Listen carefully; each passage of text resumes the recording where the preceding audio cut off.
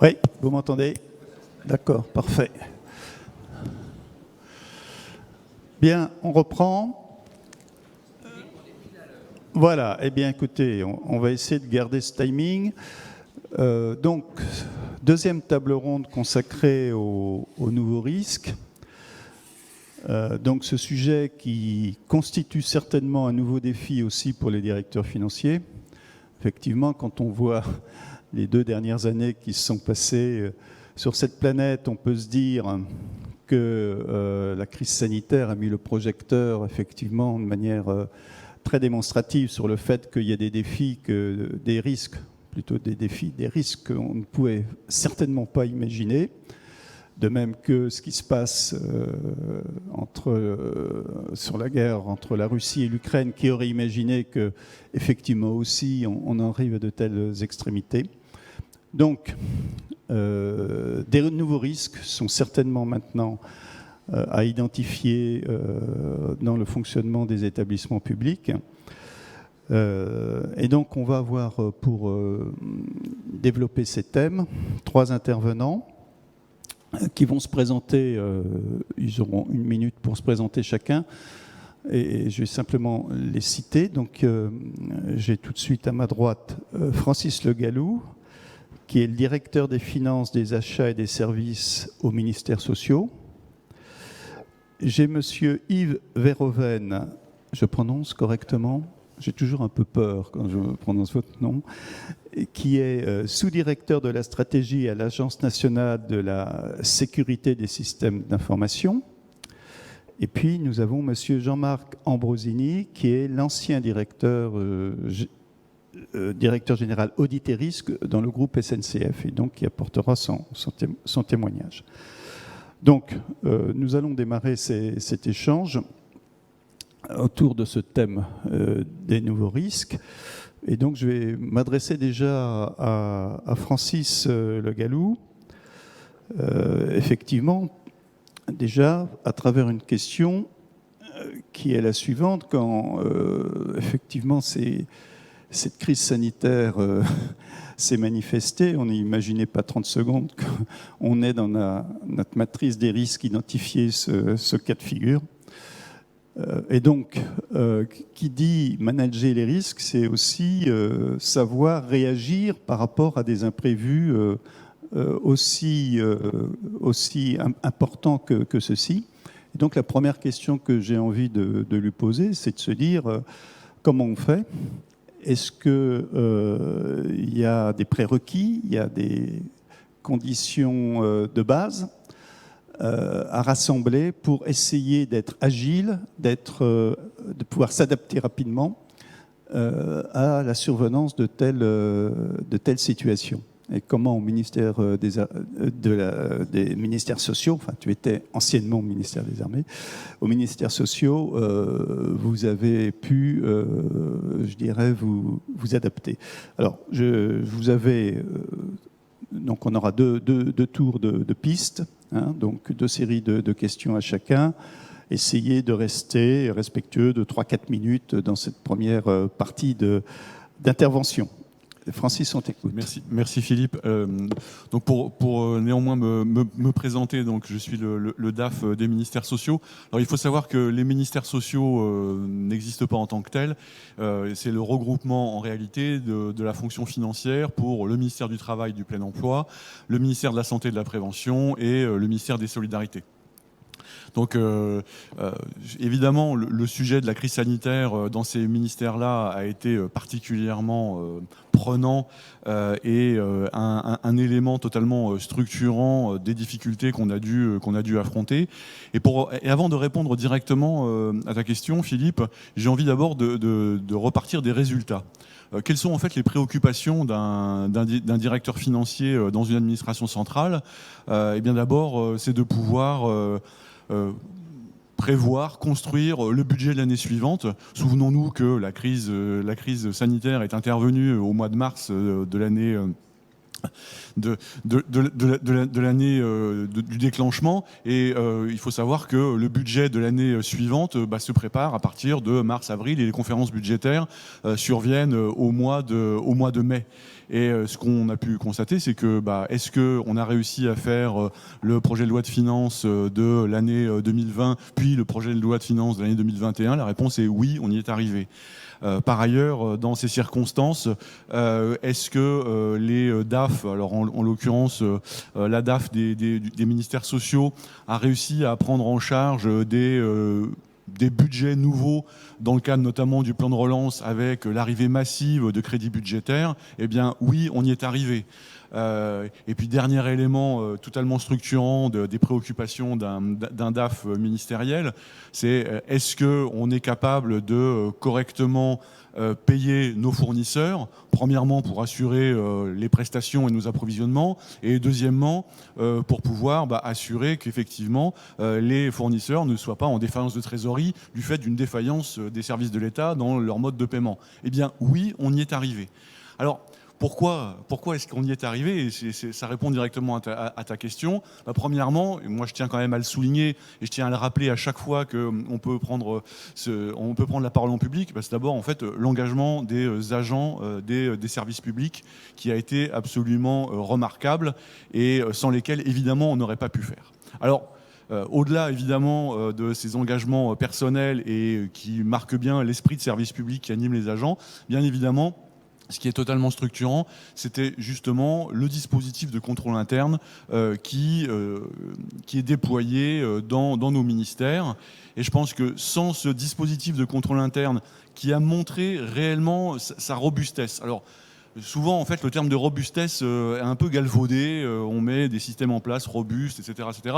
Mais je pense que, compte tenu de la crise que vient de traverser notre système financier, au moins pour ce que j'ai pu en voir moi en administration centrale, eh bien oui, nous avons bien un dispositif de contrôle interne qui est robuste parce qu'il a réussi en fait à maintenir l'ensemble de nos dispositifs et nos processus suffisamment, on va dire, résistants à toutes les difficultés auxquelles on s'est trouvé confronté. La première difficulté à laquelle on était confronté, c'est d'abord en fait entre guillemets le départ des agents, puisqu'en fait les agents étaient consignés comme tout le monde chez eux pour éviter en fait la dispersion et l'augmentation des contaminations.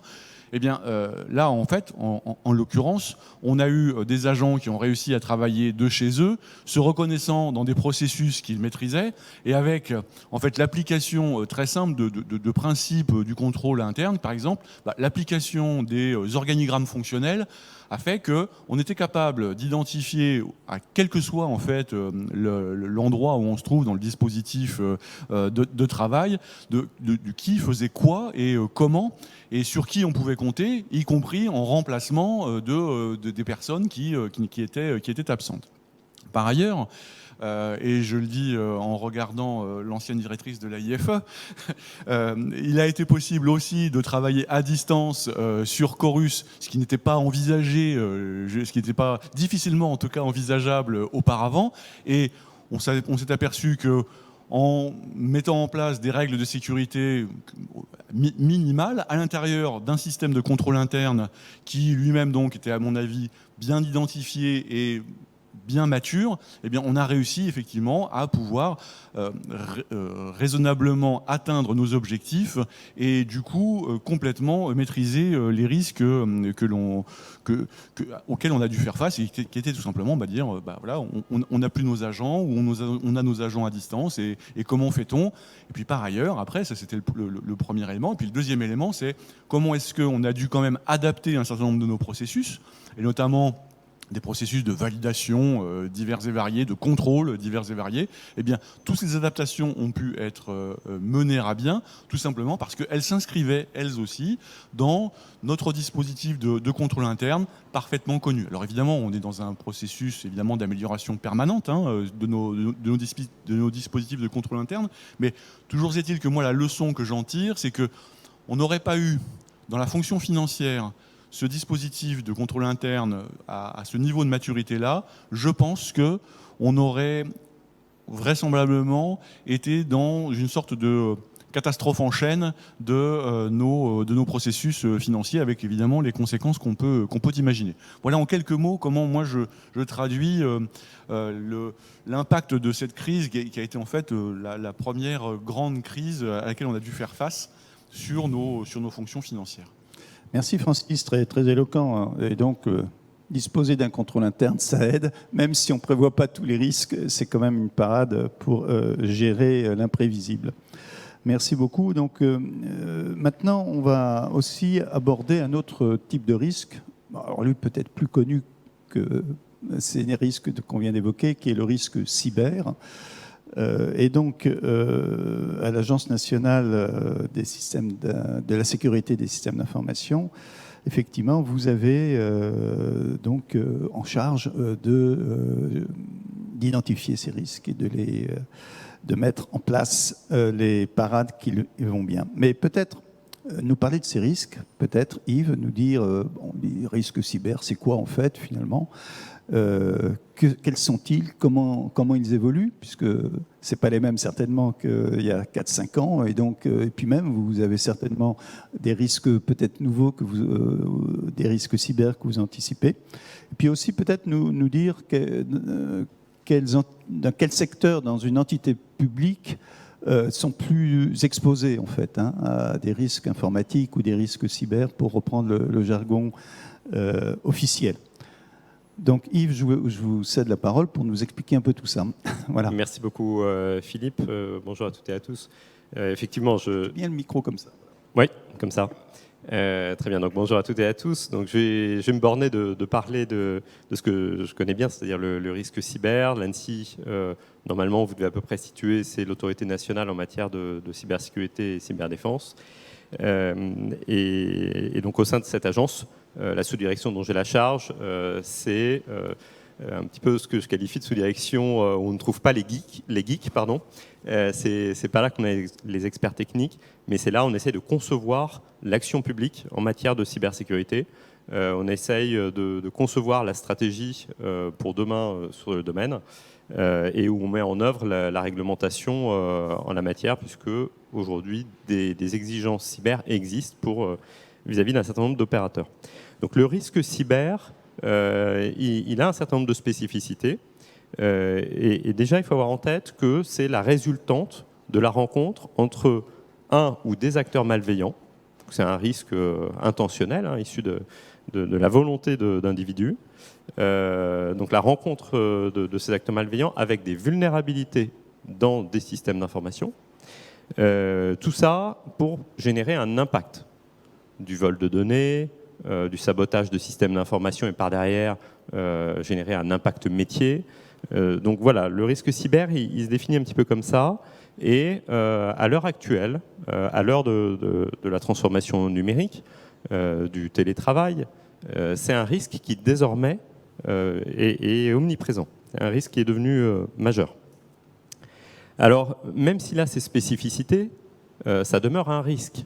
C'est un risque qui ne doit pas être traité de manière singulière. Ça doit être pris en compte et intégré dans le risk management général. Et on a travaillé à ça avec l'AMRAE pour réussir à l'aborder au mieux comme un risque parmi d'autres. Et notamment, une des grandes erreurs habituelles, c'est de confier ce risque aux experts techniques. Non, ce risque est un véritable risque qui est susceptible de générer un impact sur les organisations et constitue un risque stratégique qui doit être abordé au niveau des dirigeants. Je ne dis pas que c'est simple, mais c'est ce qu'il faut. S'agissant des autres caractéristiques de ce risque, il faut comprendre qu'il est mis en œuvre par une diversité d'acteurs, des acteurs étatiques d'une part. Donc ça, on en parle régulièrement, notamment à l'aune de l'invasion de l'Ukraine. On parle régulièrement de ce que la Russie pourrait faire ou est en train de faire.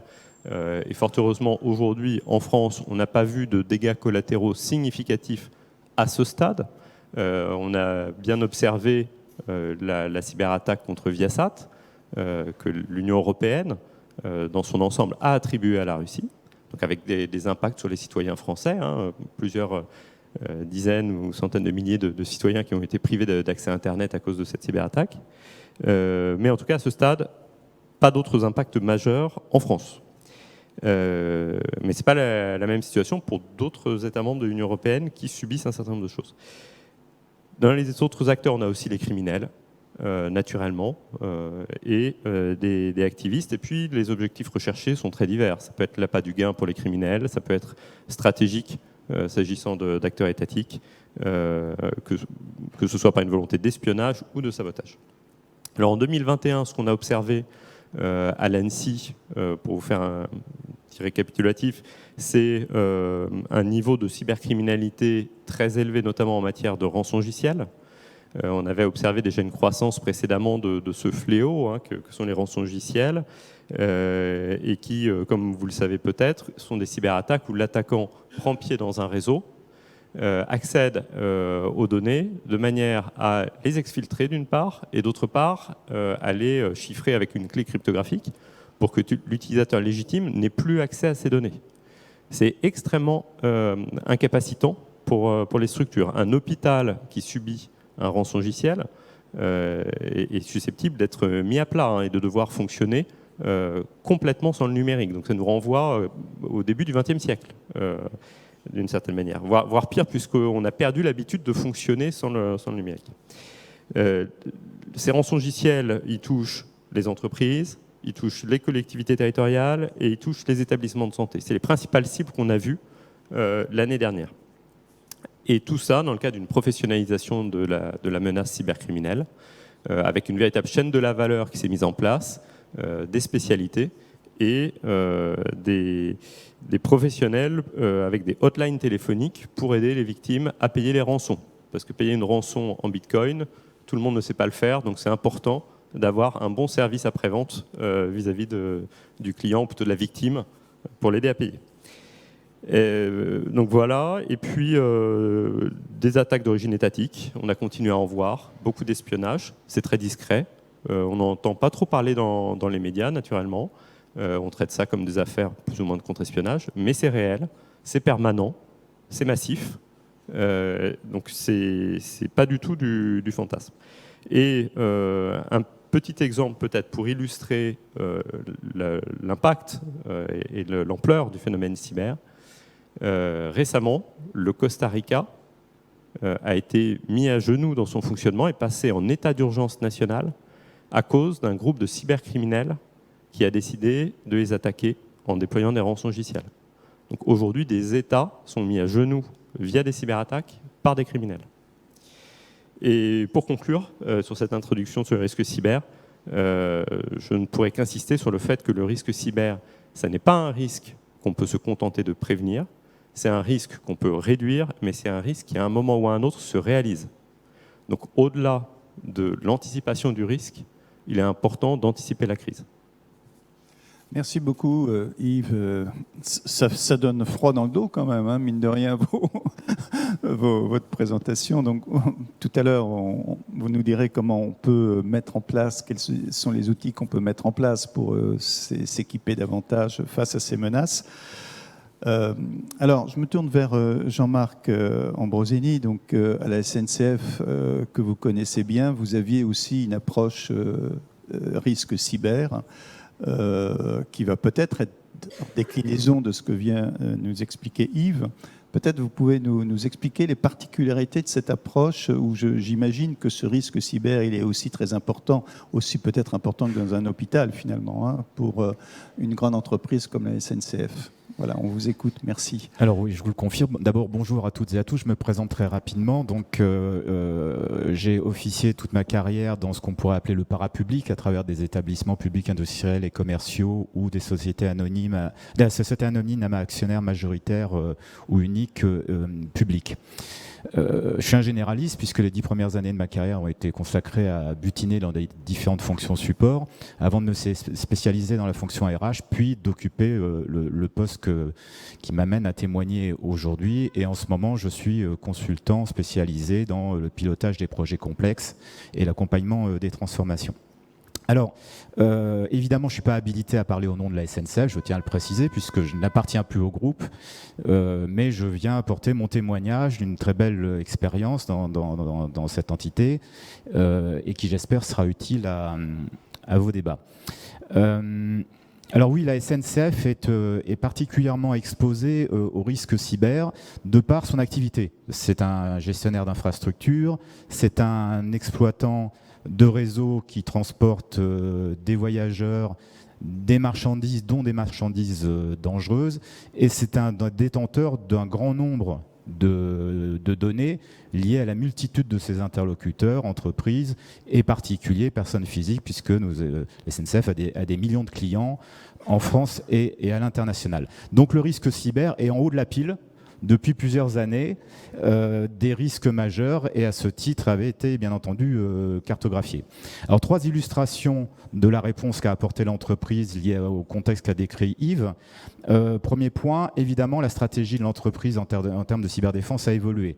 Comme beaucoup d'entreprises, la SNCF s'est éloignée de la logique du château fort pour dire de toute façon les intrusions se produiront, et donc la question c'est plutôt d'être résilient, de compartimenter leur impact et d'être très réactif pour assurer l'intégrité des données et la continuité de service. Le deuxième point, c'est qu'il est apparu la nécessité de spécialiser certaines équipes, et donc la SNCF a créé des équipes de cyberdéfenseurs au sein même de la direction numérique.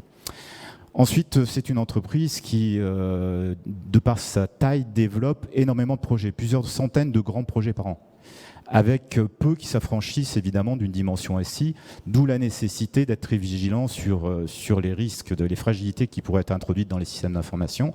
Et c'est la raison pour laquelle il a été demandé aux directeurs de projet, en général, d'introduire un budget dédié, qui est un pourcentage du budget global à ces questions de cybersécurité dans les nouveaux projets.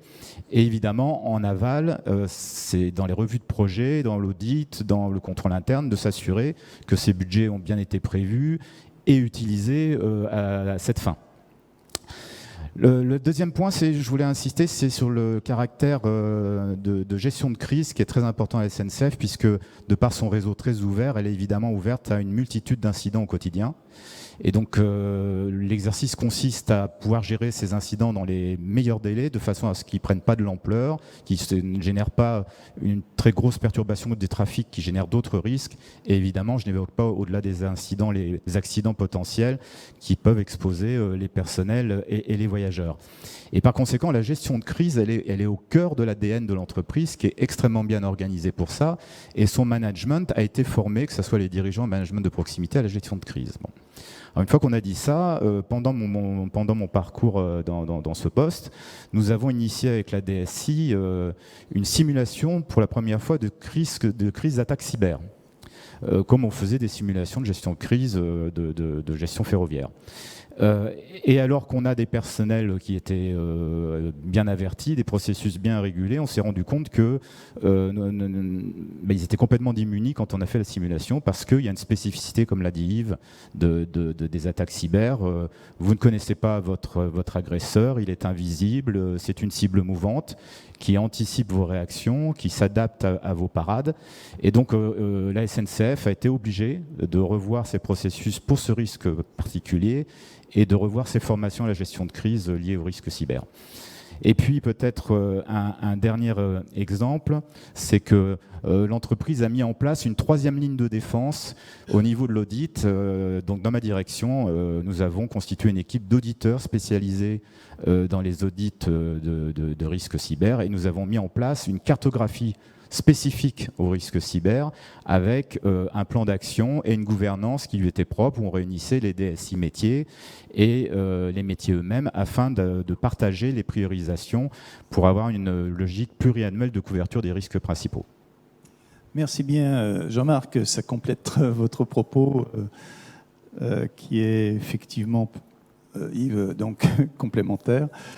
Et on voit bien que c'est un métier spécifique, d'être quelqu'un qui s'occupe de ces sujets-là. En formation, c'est pas évident de trouver les personnels et les ressources qui vont bien.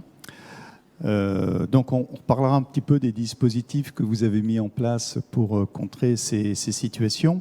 Je reviens un peu aussi donc à la crise sanitaire, donc les risques autres que cyber, et notamment ceux qui ont été induits par cette crise sanitaire. Donc vous nous avez expliqué, Francis, comment vous avez habilement réussi à vous en sortir, comme beaucoup d'autres d'ailleurs. Heureusement qu'il fallait s'en sortir, mais enfin, certainement, ça a été plus ou moins bien dans certains cas que dans d'autres. Alors peut-être que quand même, ce stress test en grandeur nature que vous avez vécu, peut-être qu'on peut en tirer des enseignements. On peut aussi se dire, maintenant, peut-être que je vais avoir une approche des risques un peu différente, parce qu'il y a des choses qui peuvent se produire et que je ne peux pas imaginer. Et donc, quelles leçons avez-vous tirées de cette expérience et quelle, concrètement, votre approche des risques, comment elle a été modifiée au sein des ministères sociaux? Alors, concernant donc finalement le retour d'expérience qu'on peut faire à ce stade, premièrement, il consiste à dire que le sujet du contrôle interne, sa qualité, son assimilation par l'ensemble des agents a prouvé son efficacité. Et je pense que c'est déjà en fait un gain énorme. Parce que souvent, comment dirais-je, la manière dont on gère et on fait évoluer nos pratiques concernant les risques sont un petit peu, parfois un peu trop conceptuels, des exercices un peu en chambre, qui font que les interlocuteurs ont un peu de mal à se convaincre de l'intérêt de cette démarche. Moi, je parle évidemment des administrations dans lesquelles j'ai travaillé.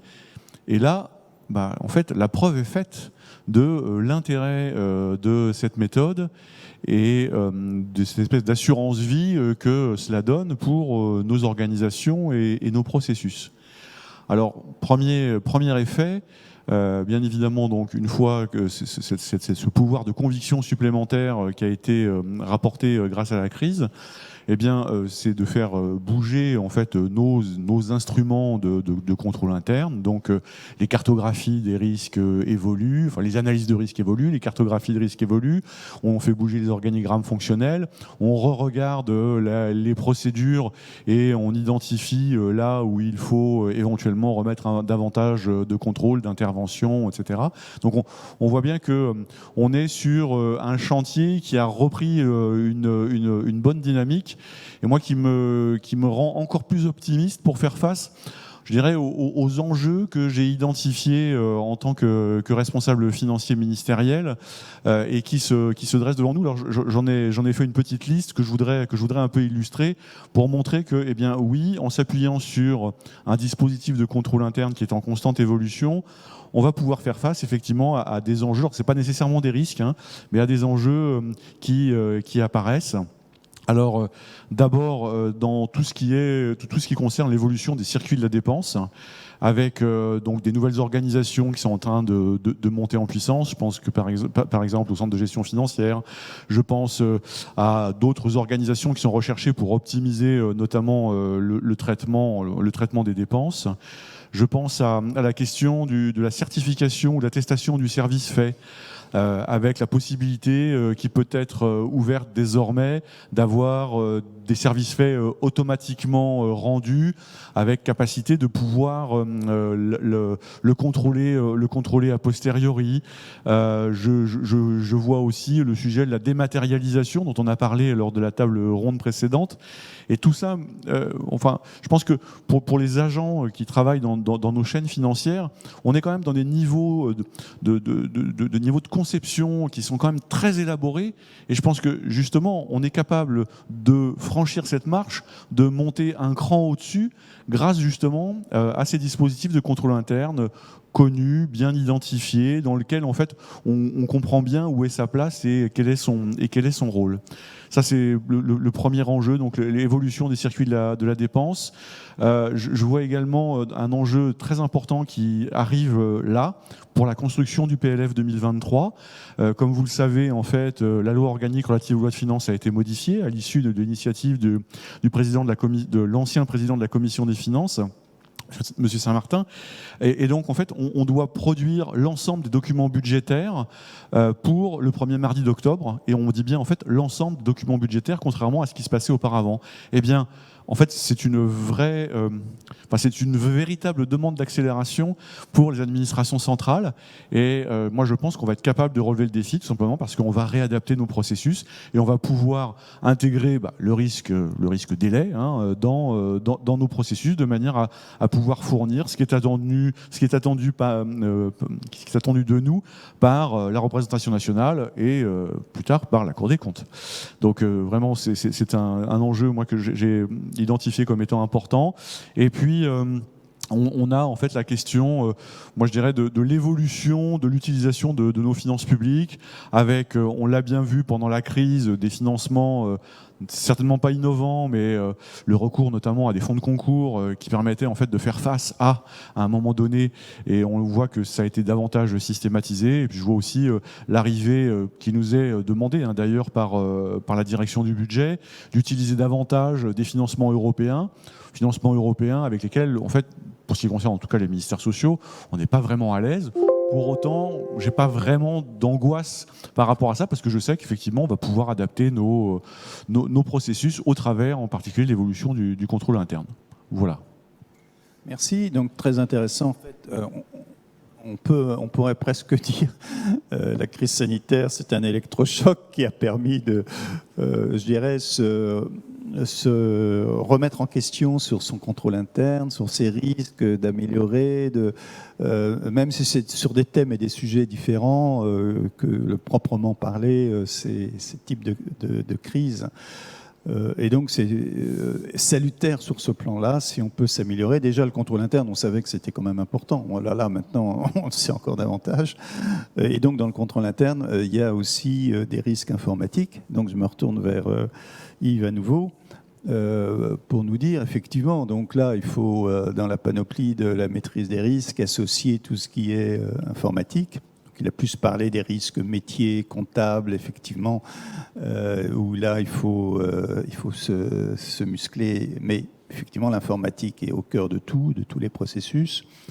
Et donc, face aux dangers que vous nous aviez présentés il y a quelques instants, qui nous ont fait frémir, rassurez-nous maintenant pour nous dire comment vous mettez en place, quels sont les dispositifs que vous mettez en place pour y faire face. Yves, merci beaucoup, Philippe. Je vais essayer effectivement de vous rassurer après vous avoir fait peur. Ce que je note, c'est beaucoup d'analogies entre ce que vient d'exposer Francis et ce qu'on observe nous sur la gestion du risque cyber. C'est le fait que une gestion des risques n'est jamais aussi bonne que lorsqu'elle est vivante, parce qu'elle a été soumise à des stress. Alors bon, sur le cyber, on n'en manque pas de stress. Et peut-être pour prendre un petit peu le contre-pied de ce que je disais précédemment, le risque cyber, c'est un risque qui se réalise, qu'on ne peut pas éviter. J'ai utilisé le terme, on ne peut pas prévenir, mais ce n'est pas parce qu'on ne peut pas l'empêcher qu'on ne doit pas prendre des actions en amont. Et je vais essayer de vous convaincre que ce n'est pas si compliqué que ça. Alors, la première chose déjà, c'est que ce risque cyber, de plus en plus, il est appréhendé au niveau stratégique par les métiers, mais on a encore beaucoup à faire pour réussir à emmener tout le monde dans ce programme. Par contre, ce qui est certain, c'est qu'un acteur clé de la gestion du risque cyber, c'est les directions du numérique, ou DSI. Et bien souvent, les directions du numérique, pour tout un tas de raisons diverses et variées, sont soumis à des pressions très importantes au niveau de leurs effectifs, au niveau de leurs compétences. Du coup, on a déjà là un premier point de fragilité. Donc, j'insiste sur le fait qu'une direction du numérique, pour faire un bon travail en matière de cybersécurité, parce qu'elle porte une partie de la responsabilité, en tout cas doit avoir les moyens de le faire. Par ailleurs, quand on a une direction du numérique insuffisamment dotée, on peut être amené à se dire, bon, c'est pas grave, il y a le cloud maintenant, c'est génial, on va externaliser, ça facilite l'externalisation, ça va être beaucoup plus simple. Le problème, c'est que d'une part, aujourd'hui, bien souvent, le cloud, les offreurs de cloud n'ont pas un niveau de maturité cyber suffisant. Donc ça génère un risque pour leurs clients, un risque réel. Et d'autre part, même ces procédures d'externalisation-là doivent être accompagnées. Et trop souvent, on voit du shadow IT, donc du numérique que les métiers fait partir dans du cloud en dehors de toute maîtrise, de direction numérique ou autre. Ça peut être très efficace pour répondre aux besoins métiers, mais la plupart du temps, malheureusement, aujourd'hui, c'est encore fait avec une maîtrise trop faible, parce que de fait, c'est fait pour se passer d'un accompagnement des enjeux en matière numérique et cyber. Alors juste pour vous rassurer sur le cloud, l'ANSSI a mis en place un label, le label SecNum Cloud, qui permet de mettre en évidence les clouds qui sont techniquement correctement sécurisés, qui par ailleurs sont de confiance, donc non soumis à des droits, à des lois extraterritoriales, extra-européennes, qui permettent à des tiers d'accéder aux données. Que ce soit la loi chinoise, que ce soit le Cloud Act américain, tout ça, c'est des dispositifs qui permettent à ces États d'accéder aux données chez les hébergeurs de données de cloud chez eux. Au niveau de l'État, récemment, on a mis en route une démarche de mise à jour de la gouvernance sécurité numérique qui s'est vue traduite notamment à l'occasion d'un décret en Conseil d'État publié au journal officiel début avril et qui remet à plat, ou plutôt renforce, la gouvernance en matière de sécurité numérique au sein des administrations centrales, des opérateurs de l'État et des établissements publics. Et par ailleurs, qui crée un certain nombre d'obligations. Donc ça, c'est des choses qui sont en cours, qui génèrent un mouvement. Alors, pour sécuriser correctement votre numérique, la recette, assez simple, elle tient en quelques points. Le premier, faire une analyse de risque pour comprendre quels sont les enjeux métiers et en tirer les conclusions sur comment ça doit se traduire, notamment au niveau technique. Qu'est-ce qu'on doit faire concrètement au niveau des équipes pour répondre aux enjeux du métier. Ensuite, faire la sécurisation technique correspondante. Et enfin, se préparer à la gestion de crise. Parce que le risque, il va se réaliser. Donc, il faut être prêt à ça.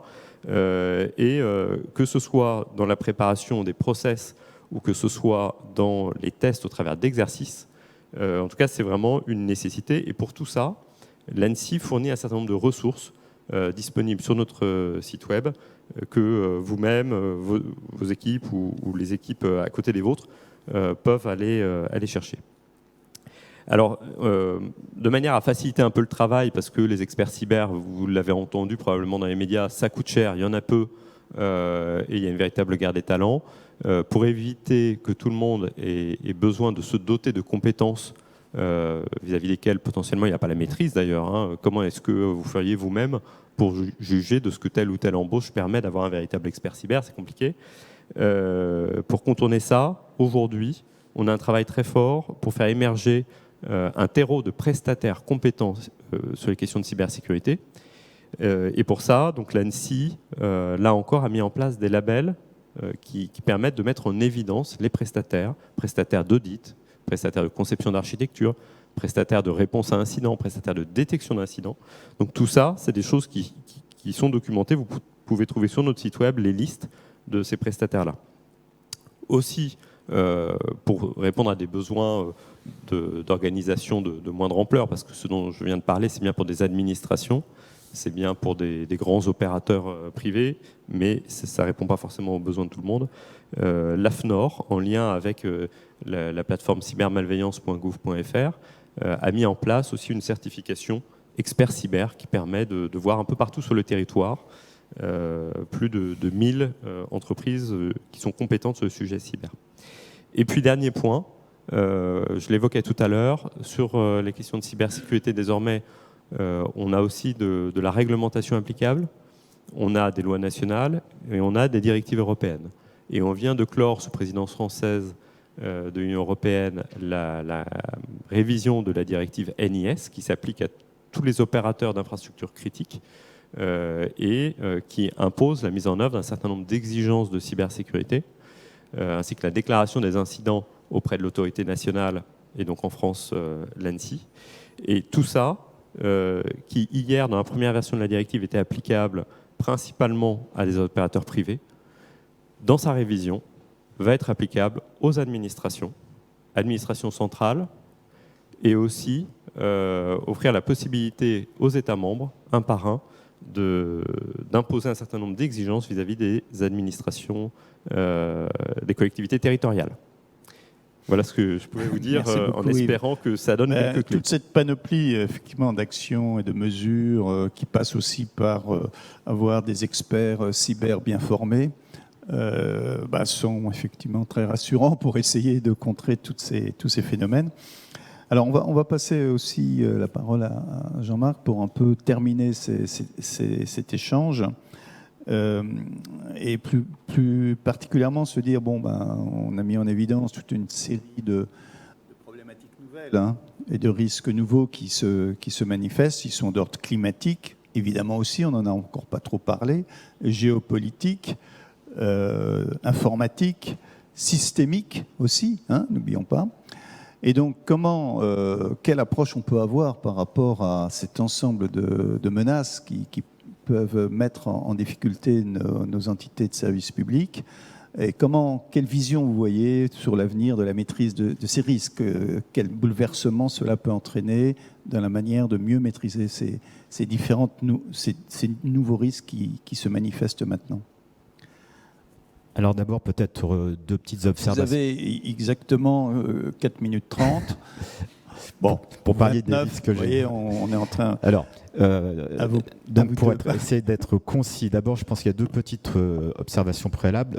Il faut rester humble en la matière, puisque, vous l'avez dit, en 2019, il n'y avait pas beaucoup de cartographie des risques des grands groupes qui parlaient du risque pandémique, peut-être ceux dont le sanitaire était au cœur de leur métier, mais sinon, c'était pas cartographié. La deuxième chose, c'est que quand on parle de nouveaux risques ou risques émergents, moi j'ai le sentiment, mais les faits me démentiront peut-être par la suite, probablement d'ailleurs, c'est qu'il n'y a pas vraiment sur ces dernières années de nouveaux risques en tant que tels, si ce n'est peut-être le risque d'attractivité qui a été évoqué dans la table ronde précédente, donc je ne reviens pas dessus. Sinon qu'on parle de risques économico-financiers, de risques climatiques, de risques cyber, ce sont des sujets qui sont dans les cartographies des risques depuis 2018. Donc on peut évidemment voir, ils sont peut-être montés d'un cran, mais globalement ils sont identifiés. Ce qui me semble plus significatif, c'est leur évolution dans leur nature, dans leur impact et dans leur mode de survenance. Et c'est peut-être là-dessus peut-être qu'il y a une vraie évolution. La deuxième évolution qui me paraît importante, c'est que dans les risques que l'on avait, on était avant sur des risques plutôt compartimentés. Aujourd'hui, on est sur des risques systémiques. On parlait du risque de crue centenaire, on parle de dérèglement climatique. On parlait de risques géopolitiques à travers les questions de conformité qui sont toujours d'actualité, origine des fonds, acteurs économiques fréquentables ou non. Là, on voit qu'à travers les déstabilisations géopolitiques, on a des risques liés à la supply chain, pénurie de matériaux, pénurie d'énergie. Donc, on a des approches plus globales qui nous interrogent. Alors, ça donne un peu le vertige, évidemment, quelles sont au niveau d'une entité économique, est-ce que modestement, on peut mieux faire? Alors, premier point, il a été touché du doigt par le Premier président dans ses propos introductifs à ces assises, c'est il faut être extrêmement agile dans l'ajustement de ses plans d'action. Donc le problème, c'est plus tellement l'identification du risque, c'est son évaluation et puis les plans d'action.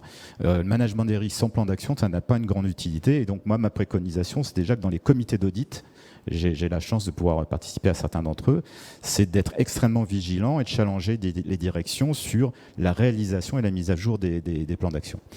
La deuxième idée, c'est peut-être d'avoir une approche plus systémique, justement, parce que ces risques sont devenus des risques systèmes, plus systémiques. Alors ça veut dire quoi concrètement? C'est peut-être plus travailler de façon moins silotée en interne. Donc quand vous consolidez vos risques majeurs, c'est de pas uniquement consolider les risques de la direction financière, les risques RH, les risques métiers, etc. Mais c'est d'avoir un temps d'échange au niveau des directions pour évoquer et partager les interférences entre elles et re-hiérarchiser et reformuler en fonction en fonction de cela. Et puis avec l'externe, c'est-à-dire travailler plus dans la prévention des risques avec son écosystème.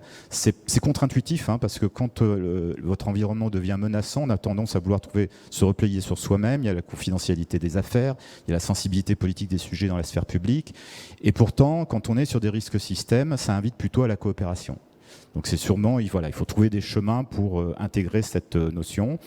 Et puis la troisième idée, elle est plus technique, donc je ferai très court, c'est sans doute revoir les grilles d'évaluation pour les spécialistes du management des risques. Il faut relever les seuils de gravité pour aller à l'essentiel. Donc là, on considérait que le risque financier est à une certaine hauteur, mais pour se concentrer sur l'essentiel, il faut peut-être relever ces niveaux. Et deuxièmement, on a une vraie difficulté avec les risques à un impact fort, mais à faible probabilité, qui, dans la matrice des risques, la plupart du temps, est considéré comme finalement de niveau 2 sur 4 niveaux, donc assez modéré. Et en réalité, comme ces risques qui étaient très élevés dans leur impact, mais dont la probabilité apparaissait quasiment nulle, deviennent des scénarios qu'on ne sait pas vraiment mesurer dans leur probabilité nouvelle, mais des scénarios crédibles, je pense qu'il faut avoir plus d'attention à ces risques qui mettent en danger le devenir même des entités économiques. Alors même si je dirais le sentiment d'immortalité est plus fort dans le secteur public, personne n'échappe à une période de bouleversement. Et en plus de ça, la sphère publique a probablement un rôle de prescripteur dans les bonnes pratiques et les coopérations que j'évoquais. Et j'en terminerai pour dire, mais les directeurs financiers connaissent bien le sujet, que tout ce contexte va bousculer le monde assurantiel et son financement. Bien, merci beaucoup pour cette dernière touche qui est une touche un petit peu prospective, hein, sur l'évolution du contrôle interne et la maîtrise de ces risques. On va peut-être en rester là puisque maintenant on doit passer à la troisième table ronde. Bravo pour vos prestations, vos interventions très intéressantes et d'avoir respecté le timing.